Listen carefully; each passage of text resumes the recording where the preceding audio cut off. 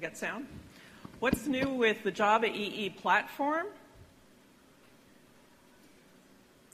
We're moving JavaEE into the cloud. Our focus on this release is providing support for platform as a service. We want to provide a way for customers and users of the platform to leverage public, private, and hybrid clouds. We see this as entailing evolutionary change and as the next logical step for JavaEE. From the initial J2EE release through JavaEE 6, our focus has been on providing standardized access to resources and services, to facilitate ease of development, and to provide portability for applications across different versions of the platform and across different vendor implementations of the platform. With JavaEE 7, our focus is on the JavaEE platform itself as a service, which can be leveraged in cloud environments. This slide basically outlines some of our roadmap in the JavaEE expert group. We started out by defining new platform roles that we need to accommodate the PaaS model, and I'll be talking a little bit more about these shortly. We're now well into the process of defining metadata. Metadata becomes extremely important in cloud environments to facilitate the provisioning of services, to help automate provisioning of services and configuration of applications. It's needed also for an application to specify its requirements and quality of service and elasticity. And when we move to multi-tenant applications, it's needed to specify the shareability of applications and the shareability of resources, the degree to which applications and resources can be shared and how. And it's needed to specify how applications can be configured or reconfigured for different tenants and the degrees to which they can be customized, how they can be customized. And this customization extends all the way from the UI level, think JSF customization, down into the resource tier. Think JPA and customization of OR mapping and the data that can be accessed and modeled for different tenants. We're also adding APIs that are particularly useful in cloud environments. The JSRS 2.0 expert group is in the process of defining a client API for JSRS.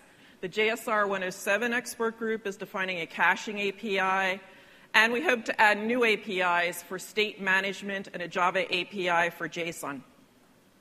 We're also extending our existing APIs with support for multi-tenancy. So I spoke a little bit earlier about new roles.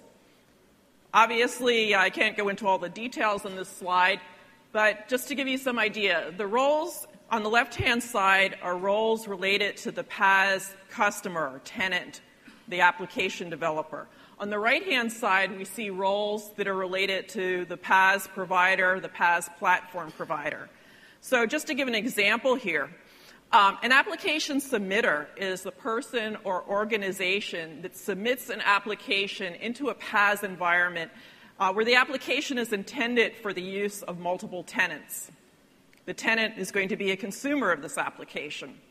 The application submitter interacts with the PaaS account manager to determine, for example, terms of service for the use of this application, and also how the revenue stream is going to flow back to the application submitter's organization. The PaaS customer is going to interact with the account manager to agree upon quality of service that the PaaS tenant is going to expect. So cloud applications consume services. These services include persistence, messaging, queuing, mail, caching, as well as customized services for a particular application. Service metadata facilitates provisioning and ease of use when you're deploying into cloud environments. The annotation here for data source definition was introduced in JavaEE 6. It's an important distinction from what we had previously had in the platform in terms of resource level metadata, which was strictly at the logical level. Data source definition, what it does is it specifies an application's need on a particular database in its environment. So this annotation example designates that the application expects to have an Oracle database available in its environment, and it also requires that that database be configured to have an isolation level that's equivalent to the transaction repeatable read level. In JavaEE 7, we're extending this notion of service metadata to encompass metadata for all of the required services that are required to be provided by an implementation of the platform. So this includes JMS connection factories, destinations, queues, and topics. Java Mail is another example. And also connector-based resources, including customized connector resources, where you may actually be deploying the resource adapter for these resources as part of your application. I've been speaking about multi-tenancy. So what do we mean by multi-tenancy in JavaEE 7?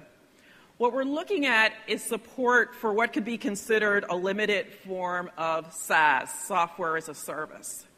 What we're planning to support is separate, isolated instances of the same application for different tenants. So there's one application instance per tenant. A tenant corresponds to the unit of isolation, and it's the responsibility of the JavaEE container to provide isolation between tenants. Each instance can be customized and deployed for a specific tenant. And at runtime, the mapping to the tenant's application is done by the container. This could be, for example, through a virtual server facility.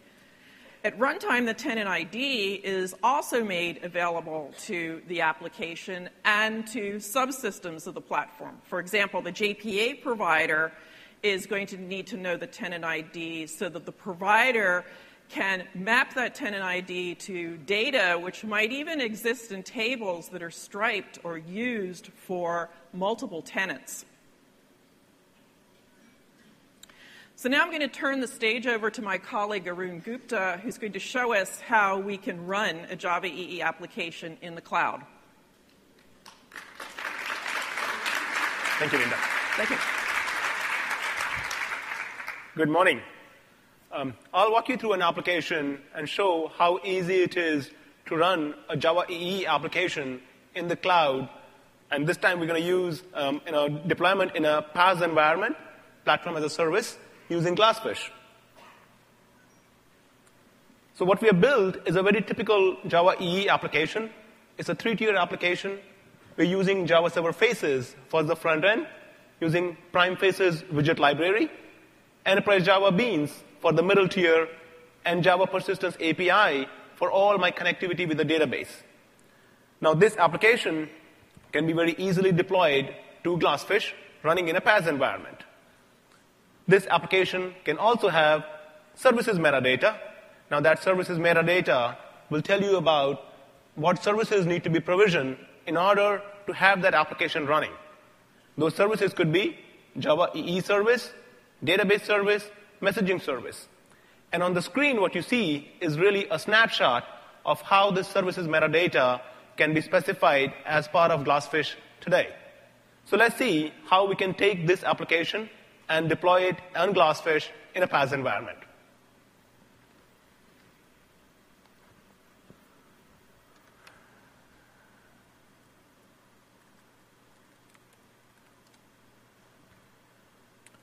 So if we can have the monitor live now. And there we are. Excellent. So I'm using a recent build of GlassFish, which was promoted last week. And in here, we have a new component called as PaaS console, or which will be released as GlassFish server control. This PaaS console will allow you to deploy a GlassFish or a JavaEE application in a managed environment. So if I go there, and this is how my web page looks like, just doing your simple login credentials. And it shows me that there are no applications that are deployed over here. So I can click on deploy, and then it allows me to specify my archive, which needs to be deployed in that environment. So I click on browse, go to my target directory, pick my conference planner.war file, The application that we have built is a very simple conference planning application, which can be used by conference organizers to publish data about their conference, such as tracks, sessions, speakers. It can also be used by the conference attendees to register for the conference and schedule their sessions. And we're using some live data from JavaOne for this application. So now when I click on Next, at this time, my PaaS console really goes and talks back to an orchestration engine which is sitting in the back end, looks at my WAR file, says, OK, what services I need to provision? And then it gives me a list of services. In this case, it shows me there is a load balancer service that needs to be provisioned. It also shows me that there is JavaEE service that needs to be provisioned because this is effectively a JavaEE application. And then here, it gives me the numbers. That means that these instances, the JavaEE instances, could vary between 2 and 4. Effectively, this is going to give me a JavaEE cluster that could meet your auto-scaling and elasticity needs very easily by scaling up, scaling down within this range. And it also shows me that a database service needs to be provisioned as well, because my WAR file actually had a persistence.xml and was using some JDBC resources. And then during the database service, it'll also say, well, you would like your database to be created and populated, so let me point you to an SQL file over there. So I click here, and I point to my SQL file. Now when I click here again, it again kind of confirms the values for me, and then I click on Deploy. And then the whole deployment really happens. Now I can tail the server log for you right here. Okay. Let's clean the URL here. OK. Server log. There you go. So once I tail the server log, but that's not the fun point. You see all the logs kind of scrolling up on the screen over here. If I could switch back to the slides for a second. So here, I'll walk you through what really happens in the background. Effectively, all my JavaEE instances start getting provisioned over here. So you can see that it's provisioning one JavaEE instance, 2, and as many as they are specified as part of your services metadata or as part of what you have provisioned. Now, this overall JavaEE cluster that I get is highly available. So it's already capable of session failover capabilities. Then it provisions my database service as well. And it runs my SQL script that I provided to populate and create the tables. And it also, of course, has my load balancer service. All of this setup is running in a cloud environment. Now, cloud environment could mean to different people. So, for example, in GlassFish, you could run this in a non-virtualized environment where all my services are provisioned really in a local laptop environment. So, I can very good for rapid development, debugging, and all of that stuff. In a virtualized environment, a PaaS administrator, the roles that Linda described, for example, could provision all these services on using different virtualization technologies. And that would, again, allow you to meet your elasticity needs or increase your demand, increase your capacity to meet the linearly growing need of your user base. And that's what my virtualized environment is. So right now what I'm showing you is how this application is easily deployed in my native mode or the laptop mode. And then later I'll show you how that whole thing works in my virtualized mode. So if we can switch back to the laptop at this time. And so my server log is ready here. And once I go back to my PaaS console, you can see the application is already deployed. I can click on the application here. And it shows me that there is a LB, which is load balancer, different instances. So 2 instances created, one HTTP, one secure HTTP. And then further down, it shows me the list of services that are created for me. So now I can click on my application here, or the load balancer URL, and once my application loads up, it shows me all the data about the application. So literally, with a single deployment, all those services are automatically provisioned for you. The important part to note is these services may be provisioned as part of application deployment, or the application deployment could actually leverage pre-provisioned services, which could be then shared across multiple applications as well. So it's my simple application here. I can look at all the different tracks, for example. I can click on a track, and it will show me all the sessions in that track, for example. So this application is available along with the GlassFish builds today, and we'll show a URL where you can download this entire source code and exactly replicate all of this setup. Now, I want to move my development environment, which is on my native mode, to a private or a public cloud mode. So how do I do that? So I can go to really my, what I have a GlassFish setup in Oracle using Oracle virtualization technology. So what I'm showing you here is Oracle VM Manager, where I have my 4 instances running, and each of those instances basically corresponds to what is in my development. So again, my 2 JavaEE instance, my 1 load balancer, and 1 database. So I got my 4 images running over here. And then I can also open up a new tab, and I can show you the path console running in my virtualization technology using my Oracle VM, basically. So I click on Login here, and then I click on my application. So the idea is you get a same look and feel in your development and in your private public cloud environment as well. Now, if I click on my URL here, I get the exactly same application. Of course, the difference being here is running on a different instance on a different host. Now, in order to meet your elasticity needs, where your instances can automatically grow or shrink, typically what you would do is you would see a sustained growth in your application.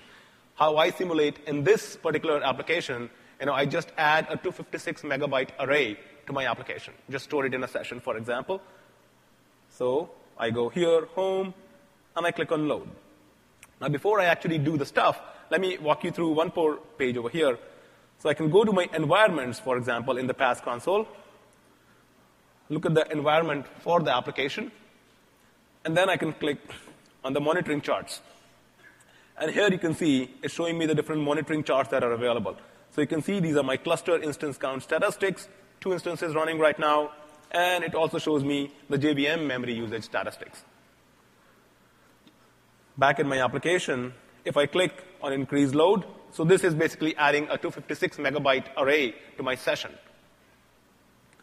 If I go back in my path console here, you can see there's a spike right here. So what happens is, a JVM memory alert is triggered, which goes and talks to my elasticity module, which then says, OK, I need to provision a new instance. So all that drill happens in the back end for you automatically. And if we go back to our Oracle Virtual Machine or OVM Manager, and if I click on refresh here,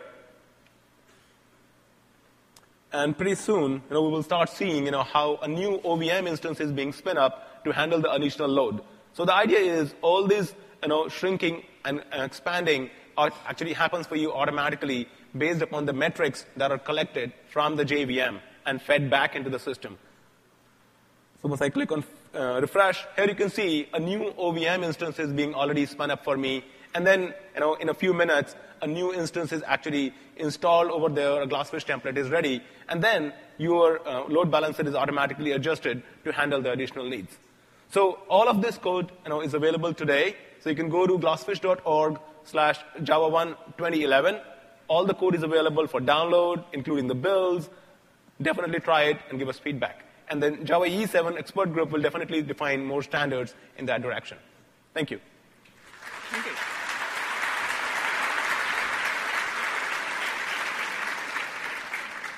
Thanks, Arun. So JavaEE 7 is not just about the cloud.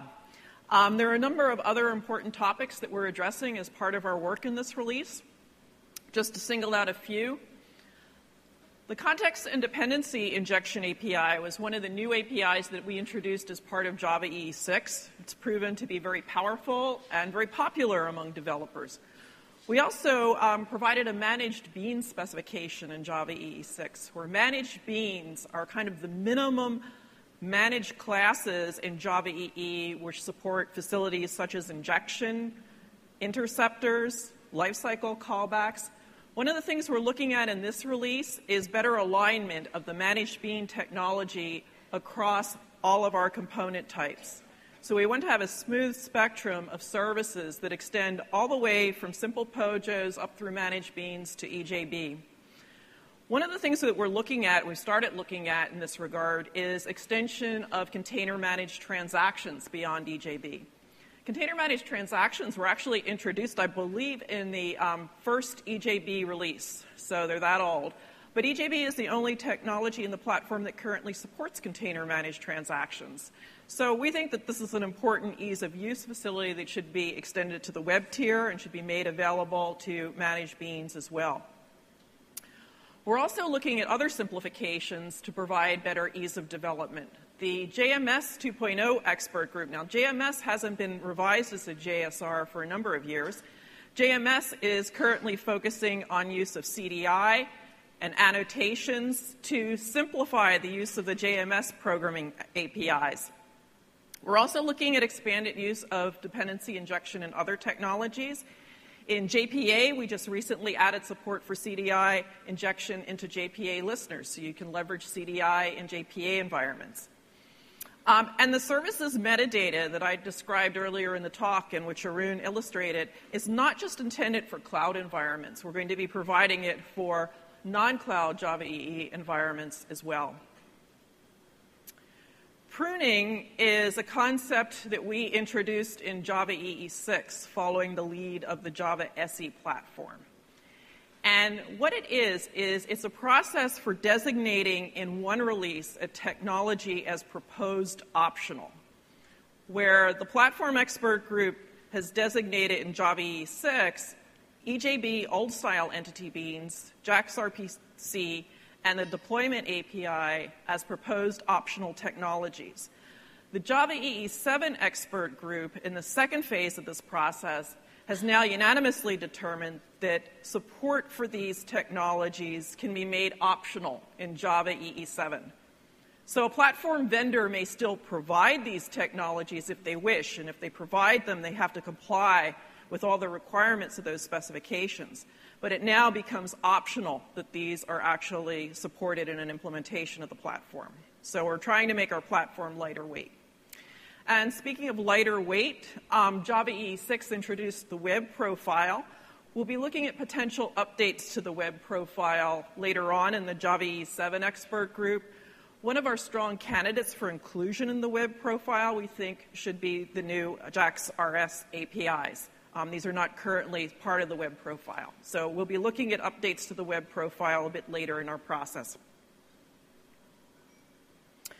The JSRs on the left-hand side of the slide here correspond to technologies that are already part of the JavaEE platform. These JSRs are undergoing significant revisions in this release. On the right-hand side in blue are JSRs that are not currently part of the JavaEE platform. These are new JSRs which we're hoping will be ready for inclusion in JavaEE 7 and that the platform expert group will agree should be included in JavaEE 7.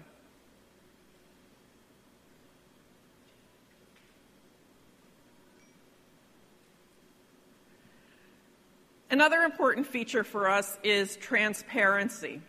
All of our Oracle-led JavaEE 7 JSRs are now being run in the open as Java.NET projects. So there's one Java.NET project per specification. The URL here is the URL for the Platform Expert Group project. And if you go to this landing page, it has links that will point you to the other projects as well. There are publicly viewable expert group mail archives. We have a user's observer list for each project, so you can sign up on this observer list and receive all of the technical email from the expert group in your inbox. There are publicly viewable download areas where you can get working drafts of the specifications and other documents, publicly viewable issue trackers, and we're strongly committed to match the JCP 2.8 process by the time that that is finalized. So we have a very aggressive schedule. Nearly all of our JSRs are up and running. There are a couple of JSRs that hope to have early drafts released this week. Our final release target is Q3 of next calendar year. It's a very date-driven release.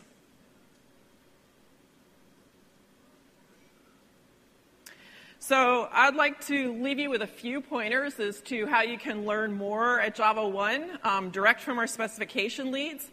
And I have to stress that this is only a partial list of some of the talks that are available to you, but just to give you a flavor, there's lots of coverage for all of our JSRs at this conference. And finally, I want to leave you with pointers as to how you can get in the loop. The first one here is the URL for our expert group project for the JavaEE 7 expert group. The JavaEE 7 reference implementation you can access through GlassFish.org. And if you go to the GlassFish.org landing page, you'll also find pointers to the demo that Arun just gave. And finally, a link to the aquarium, our blogs and our postings of all sorts of news with regard to not just our specifications, but also to GlassFish, and links to blogs by the specification lead.